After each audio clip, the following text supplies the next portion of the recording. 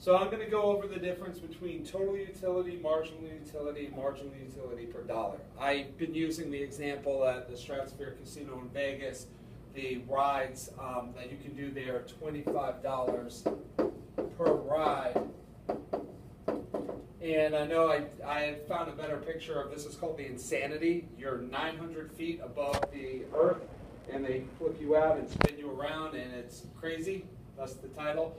So when you ride this ride, and I'm terrified of heights, so I didn't do this, you get satisfaction or happiness. That's what utility is. That's why people ride rides, go to amusement parks, because it's fun. It makes them happy. So let's say the first time you ride Insanity, you're nervous, you're excited, you're up 900 feet, it's incredible views, you're spinning around, it's fun, exhilarating, you have adrenaline. And let's say you get 2,000, you have total utility of 2,000. You go, you decide to do it again, and now your total utility after your second ride is 3,000. That's both rides together. And you do it a third time, and at the end of the third time, you have a total utility from your visit at the Stratosphere of 3,500 utils. But we need to break this down, and we need to look at it ride by ride and actually dollar by dollar to see how you maximize, if you not only maximize, but how much value you got from your adventures at the Stratosphere. So the first time you had 0 utility from riding this ride.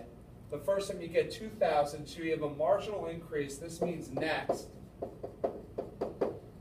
of 2,000. So the first ride gave you 2,000, and utils is kind of a made-up word, but it's happiness points, satisfaction points.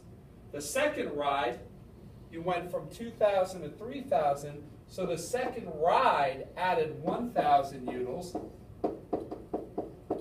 which is fewer utils than the first ride, because you had diminishing marginal utility. You knew to what you were expecting. You weren't as exhilarated after the second ride because you had already done it once.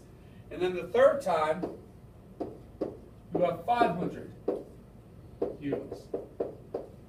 So now we can say, using this idea of marginal utility, you can say the marginal utility of the third ride was 500.